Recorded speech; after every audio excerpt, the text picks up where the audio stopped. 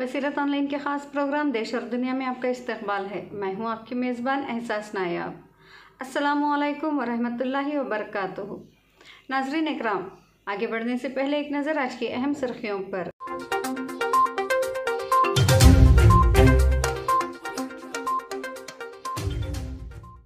CAA मुजाहिरीन पर UP police का शिकंजा सख्त, 16 जुलाई को होगी मिल्कियत की नीलामी। शिवराज सिंह चौहान का मध्य प्रदेश शर्मसार, पार्किंग में मिली कोरोना मरीज की लाश। प्रियंका गांधी का योगी पर निशाना, 3 साल से यूपी में सबसे ज्यादा कत्ल। वजीर आला ने इन एदाद शुमार को छुपाने के अलावा किया क्या है। गैंगस्टर विकास दुबे के आबाई घर पर पुलिस का छापा, कई देसी बम बरामद। महाराष्ट्र, चोरों ने पीपीई किट पहनकर जेवरात की दुकान में की चोरी, सीसीटीवी में हुए कैद। बीजेपी के एक और लीडर के साथ सामने आई विकास दुबे की तस्वीर। बिहार में कोरोना के बढ़ते हुए मामलों पर तेजस्वी यादव का नीतीश हुकूमत पर तंज। हुकूमत इंतखाबी तैयारियों में मसरूफ है, न जांच और न ही इलाज की फिक्र। दरभंगा हवाई अड्डा दिसंबर तक तैयार हो जाएगा, संजय झा। जम्मू कश्मीर में कल से तमाम पब्लिक पार्क्स और बागात खुल जाएंगे। सुप्रीम कोर्ट ने सीनियर सहाफ़ी विनोद दुआ की गिरफ्तारी पर 15 जुलाई तक लगाई रोक। अल-कुद्दूस में फ़लस्तीनियों के 30 घरों की मसमारी के नोटिस जारी। पाकिस्तान, कोरोना का कहर जारी, मुल्क में केसेस की तादाद 2,34,000 से मुतजाविज़। आलमी मईशत की बहाली के लिए सऊदी अरब ने पेश किया 6 नुक्कती एजेंडा। जापान में तूफानी बारिशों और सैलाब से हलाकतें 50 हो गईं, 30 लाख अफराद को इनखला की हिदायत। अमेरिका, ऑनलाइन क्लासेस लेने वाले गैर मुल्की तलबा को मुल्क छोड़ना होगा, महकमा इमिग्रेशन की हिदायत।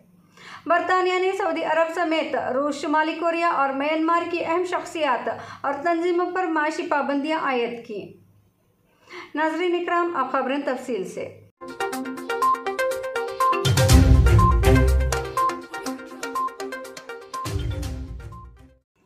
नाज़रीन इकराम, सबसे पहले देश में पेश होने वाले अहम वाक़यात पर एक नज़र। योगी हुकूमत में शहरियत तरमीमी कानून सीएए के खिलाफ मुजाहरा करने वालों के लिए परेशानियां दिन ब दिन बढ़ती ही जा रही हैं।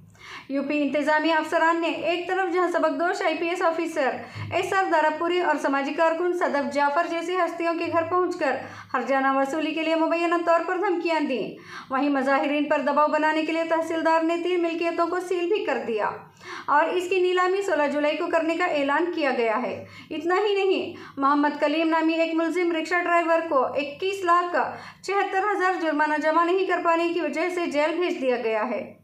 यूपी पुलिस के जरिए ये कार्रवाइयाँ सीएए मुखालिफ मुजाहरे के दौरान हुए तशद्दुद में माली नुकसान की भरपाई के लिए की जा रही हैं। दरअसल इंतजामिया ने तशद्दुद के दौरान मिल्कियत को नुकसान पहुंचाने के लिए तकरीबन 5 दर्जन अफराद को जिम्मेदार ठहराया है और इनको हर्जाना अदा करने के लिए कहा है। दारापुरी और सदफ जाफर समेत कई लोगों को गिरफ्तार भी किया गया था, लेकिन इस वक्त वो जमानत पर बाहर हैं। यूपी पुलिस ने तकरीबन 32 मुलजिमीन के घर पर हर्जाना वसूली के लिए छापामारी की है। महाराष्ट्र के जिला सितारा में चोरों ने जाती हिफाजती सामान पीपीई किट पहनकर चोरी की वारदात को अंजाम दिया। पुलिस के मुताबिक चोर किट पहनकर जेवरात की दुकान में दाखिल हुए और 780 ग्राम सोना लेकर फरार हो गए। पुलिस को जेवरात की दुकान से एक सीसीटीवी फुटेज मिली है, जिसमें चोर अलमारियों से कुछ जेवरात निकालते हुए दिखाई दे रहे हैं। जेवरात की दुकान के मालिक की शिकायत पर मुकामी थाने में मुकदमा दर्ज किया गया है, जिसके मुताबिक चोरों ने 78 तोला 1 तोले में 10 ग्राम सोना लूट लिया है। दुकानदार के मुताबिक चोर दीवार तोड़कर दुकान में दाखिल हुए।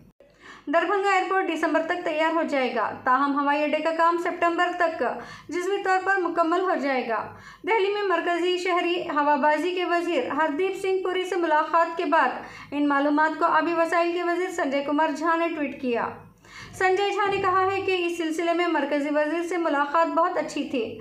इन्होंने एयरपोर्ट अथॉरिटी ऑफ इंडिया के चेयरमैन से बात की और ज़रूरी हिदायत दी।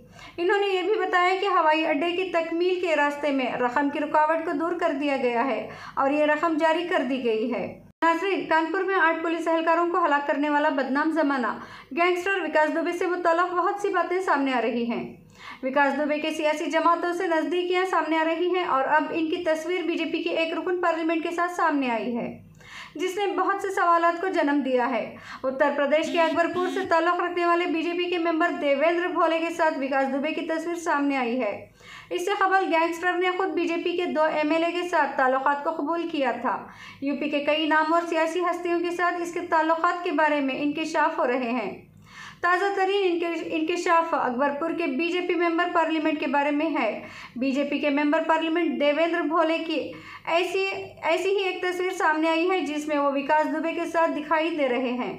ये तस्वीर एक ऐसे प्रोग्राम की है जिसमें दोनों शामिल थे। कोरोना वायरस का कहर जहां पूरे मुल्क में जारी है, वहीं बिहार में मरीजों की तादाद में मुसलसल इजाफा हो रहा है। राष्ट्रीय जनता दल आरजेडी के रहनुमा तेजस्वी यादव ने इस मामले पर ट्वीट करके रियासती हुकूमत को निशाना बनाया है। इन्होंने नीतीश हुकूमत पर इल्ज़ाम लगाया कि रियासत कोरोना के मामलों को छुपा रही है। साथ ही खबरदार किया कि अगर हालात काबू में नहीं आए तो अगस्त और सितंबर तक सूरत हाल खतरनाक हो सकती है। तेजस्वी यादव ने अपने ट्वीट में लिखा है कि बिहार में कोरोना गैर मुतवक्का तौर पर बढ़ गया है। हुकूमत को कहीं भी कोई फिक्र नहीं है, ना ही जांच की गई, ना ही इलाज किया गया। पूरी काबीना इंतजामिया और हुकूमत इंतखाबी तैयारियों में मसरूफ़ है। हुकूमत डेटा छुपा रही है। अगर हुकूमत कामयाब नहीं होती है तो अगस्त से सितंबर तक सूरत हाल मज़ीद ख़राब हो सकती है। नाज़रीन, जम्मू कश्मीर हुकूमत ने 8 जुलाई यानी कल से ईस्ट यूनियन टेरेटरी में तमाम पब्लिक पार्क्स और बागात को आवाम के लिए दोबारा खोलने का ऐलान कर दिया है। ताहम पब्लिक पार्क्स और बागात में दाखिल होने वाले अफराद को दाखिली पॉइंट्स पर थर्मल स्क्रीनिंग के मरहले से गुजरना पड़ेगा और उन्हें मास्क का इस्तेमाल करने के अलावा समाजी दूरी का भी खास ख्याल रखने के लिए कहा गया है। वाज़ेह रहे कि जम्मू कश्मीर इंतजामिया ने रवां बरस मार्च के तीसरे हफ्ते में कोरोना वायरस की रोकथाम को यकीनी बनाने के लिए तमाम पब्लिक पार्क्स और बागात को ताहुक्म सानी बंद रखने का ऐलान किया था। लेफ्टिनेंट गवर्नर के मुशीर बसीर अहमद खान ने मंगल के रोज़ यहाँ नामानिगारों को बताया कि 8 जुलाई से जम्मू कश्मीर यूनियन टेरेटरी के जितने भी पार्क्स और बागात हैं वो लोगों के लिए खोल दिए जाएंगे। नाज़रीन, 8 पुलिस वालों के कत्ल का मुजरिम गैंगस्टर विकास दुबे की तलाश में पुलिस की टीमें मुख्तलिफ मकामात पर छापे मार रही हैं। मंगल के रोज़ कानपुर के बीकारू गांव में पुलिस टीम ने इसके आबाई घर पर छापा मारा। इस दौरान पुलिस को इसके घर से बहुत से बम मिले हैं। इससे कबल पुलिस ने बीकारू में विकास दुबे के मकान को भी मसमार कर दिया था। पुलिस को विकास के घर से असला भी मिला था। यूपी पुलिस विकास दुबे की तलाश कर रही है। यूपी पुलिस ने बीकारू में वाक़या इनके आबाई घर पर भी छापा मारा है। इस दौरान पुलिस को विकास दुबे नहीं मिल सका, लेकिन इसके हथियारों का अड्डा पुलिस के हाथ ज़रूर लगा है। इस छापे में पुलिस को कई देसी बम मिले हैं। वहीं इस मामले में पुलिस एहलकारों और विकास दुबे के माबैन गठजोड़ की तहकीकात की जिम्मेदारी अब लखनऊ रेंज के लक्ष्मी सिंह आईजी के हवाले कर दी गई है। कानपुर एनकाउंटर में 8 पुलिस एहलकारों की हलाकत के बाद कांग्रेस यूपी हुकूमत पर मुस्तकिल हमलावर है।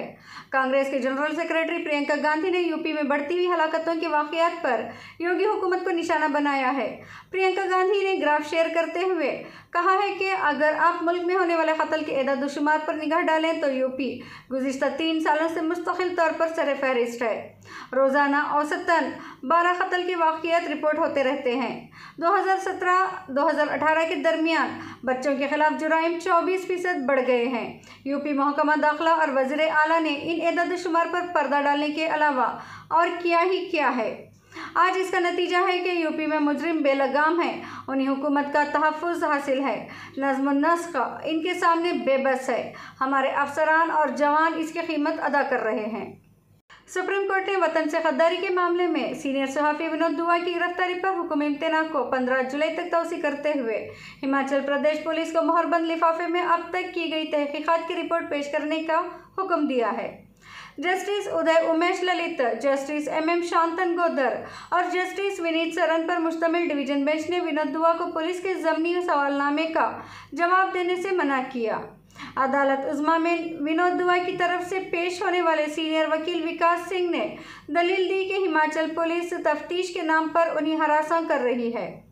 एडवोकेट विकास सिंह ने बताया कि पुलिस ने दुआ को एक सवालनामा भेजा था जिसका इन्होंने जवाब दे दिया है, लेकिन अब पुलिस उन्हें हरासा करने पर उतर आई है और एक के बाद एक सवालनामे भेज रही है। इस पर जस्टिस ललित ने कहा कि दुआ को अब किसी सवालनामे का जवाब देने की ज़रूरत नहीं है।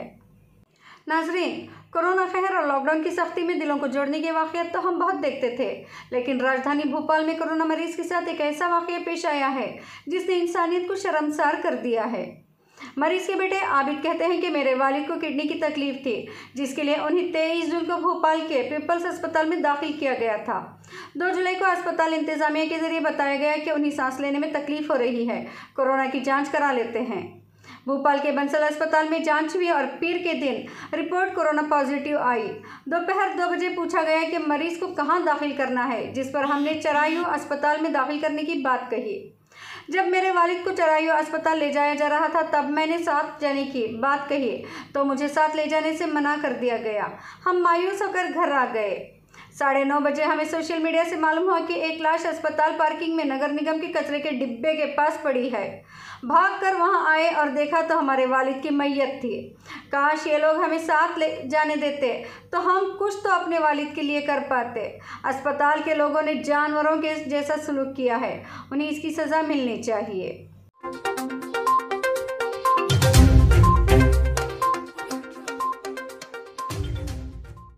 नाज़रीन इकराम, अब एक नज़र मुस्लिम दुनिया के हालात पर। ख़ाबी सयूनी हुक्म ने फ़लस्तीन के मकबूजा बैतुल मुक़द्दस शहर में अल-अस्विया के मुक़ाम पर फ़लस्तीनियों के 30 घरों की मसमारी के नोटिस जारी किए हैं। अल-अस्विया में फ़लस्तीनियों की फॉलो अप कमेटी के रुकन मोहम्मद अबुल हमस ने कहा है कि अल-कुद्स में फ़लस्तीनी बल्दिया के अमले ने असीर सामर अल-एसावी, राफत अल-असावी और दीगर फ़लस्तीनियों के 30 घरों और दीगर इमलाक को मसमार करने नोटिस जारी किए हैं। इसराइली बल्दिया का कहना है कि इसराइली हुक्काम ने अल-कुद्स में मुतअद्दिद ज़ेर तामीर इमारतों पर धावा बोला और इनकी तस्वीर उतार कर साथ ले गए। सऊदी अरब ने G20 ग्रुप में शामिल मुमालिक का सदर होने की हैसियत से 6 नुकात पर मुश्तमिल कारोबारी मनसूबा पेश किया है, जिसका मकसद आलमी मईशत को कसाद बाजारी और कोरोना वबा के असरात से निकाल कर बहाल करना है। B20 बिजनेस ग्रुप, जो G20 का हिस्सा है, के चेयरमैन यूसुफ अल-बनियान ने रियाद से एक ऑनलाइन सेमिनार में बात करते हुए आलमी वबा के तनाज़ुर में इक़दाम करने बशमूल $5 खरब आलमी मार्केट में डालने की यकीन दहानी करवाई है। लेकिन इन्होंने मुतनबा भी किया है कि बड़ी मईशतों को लॉकडाउन के असरात कम करने और बीमारी की मुमकिना दूसरी लहर से निपटने के लिए मिलकर काम करना होगा। अल-बनियान का कहना था, हुकूमतों, आलमी इंतज़ामी इदारों और कारोबारों के दरमियान इश्तराक व ताउन ही वो अहम और मौसर चीज़ है जिसकी बदौलत सरहदों से मावरा इस कसीर जहती मसले का हल ढूंढा जा सकता है। इन्होंने ये भी कहा कि B20 के ख्याल में आलमी ताउन और इत्तेफाक के अलावा कोई और रास्ता नहीं है जिसकी मदद से कसीर जहती और निज़ाम में आने वाले इस बहरान पर काबू पाया जा सके। 6 नुकाती मनसूबा एक खुसूसी रिपोर्ट पर मुश्तमिल है जिसमें 750 आलमी बिजनेस लीडर्स की राय के अलावा बीमारी के असरात जो मईशत को कसाद बाजारी में ढकेलने के हवाले से ख़तरा हैं से निमटने की तजावीज़ भी शामिल है। पाकिस्तान में गुज़िश्ता 24 घंटों के दौरान 77 मज़ीद अफराद कोरोना के सबब हलाक हो गए हैं। मंगल की सुबह जारी सरकारी एदाद-ओ-शुमार के मुताबिक गुज़िश्ता 24 घंटों के दौरान 2691 अफराद में कोरोना वायरस की तशख़ीस हुई है, जिसके बाद मुल्क में अब तक कोरोना का शिकार होने वाले अफराद की तादाद 2,34,509 हो चुकी है। 77 नई हलाकतों के साथ मुल्क में अब तक 4,839 अफराद कोरोना की वजह से हलाक हो चुके हैं। इस वबा में मुब्तला होने के बाद सेहतियाब होने वाले अफराद की तादाद 1,34,957 है। इस वक्त मुल्क में कोरोना के एक्टिव केसेस की तादाद 94,713 है। मुल्क भर में 439 मरीज वेंटिलेटर पर हैं। केसेस के हवाले से मुल्क का सबसे ज़्यादा मुतासरा सूबा सिंध है, जहां मरीजों की तादाद 96,236 है, जबकि पंजाब में अब तक 82,669 अफराद इस वबा से मुतासर हो चुके हैं।